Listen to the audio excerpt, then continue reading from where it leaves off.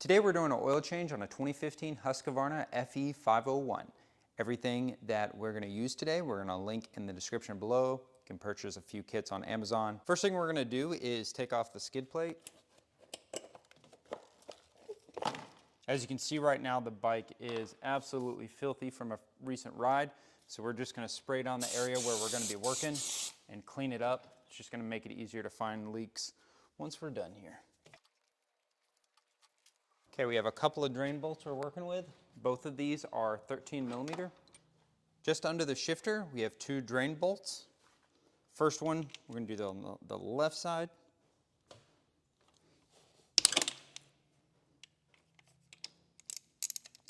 You mentioned that it was a 13?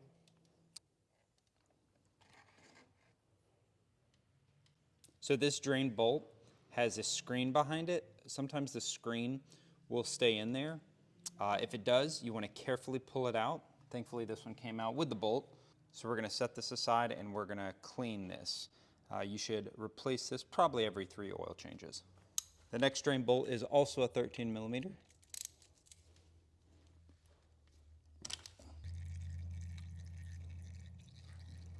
Okay. And this has a magnet on it, and if there's any debris, you want to make sure you clean that as well.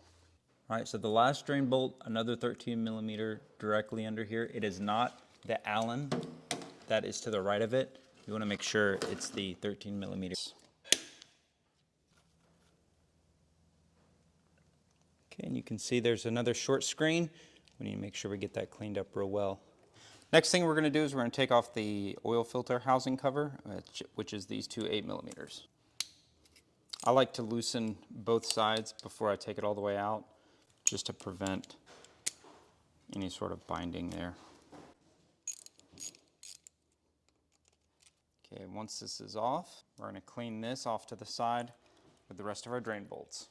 There is a crush washer on the magnetic drain bolt. We want to make sure we do replace this. Our kit came with a replacement. We want to make sure it's completely free from any debris. Screen just pops right out of the bolt.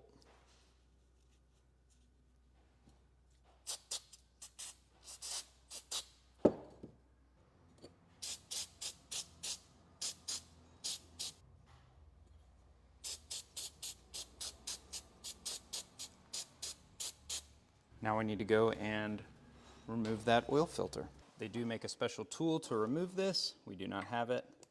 We're just going to use some pliers here just to grab the inside of that. And that is still draining.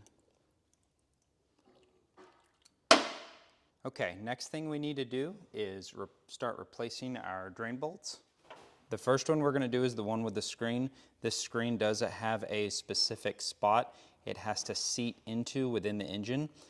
You can take a 1/4 inch extension just to help guide it in the right place, and you're going to feel when it seats in there. Okay, once you feel that seated, you of course always want to start drain bolts with your fingers before coming back with a wrench.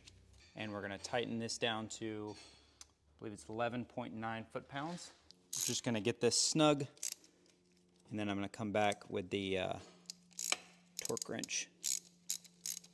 So don't forget, when you're doing your magnetic drain bolt, you want to make sure you get your new crush washer. Also 11.9 foot-pounds. And again, I'm just going to make this snug for now, and we'll come back with our torque wrench in just a moment. Okay, and we just have the drain bolt on the bottom left. Okay, with our last drain bolt completely clean, we're going to go ahead and replace that. And torque specification for this is 14 foot-pounds. So again, just going to snug it, and we're going to come back with the torque wrench in just a moment. Again, 14 foot-pounds. Nice click. We're going to switch this to 11 and go to the other side. All right, we're back to the other side.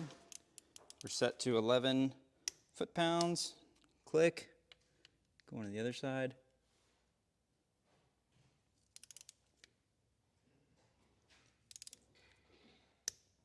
Nice click. I always do them both a couple times just to check. Nice. Next thing we need to do is take the bike off the lift. We're gonna lay it on the side to pre-charge the oil filter housing. All right, now that the bike is on its side, we're gonna fill the oil filter housing cavity about 1/3 of the way. You wanna be careful you don't put more than 1/3. Before you put in the oil filter, you also wanna make sure you oil a little seal there. Once your oil filter is installed, you're gonna replace the oil filter cover. Again, start these by hand. And torque specification for this is 7 foot-pounds.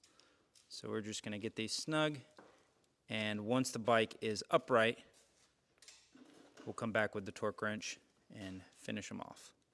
Okay, once the oil filter is installed, you're gonna open your cap, and I recommend using 10W50. That's what is specified in the shop manual. So we're gonna use 10W50, and it is going to require 1.3 liters of oil, so a little bit less than 2 quarts, about less than half of 1 quart, of course.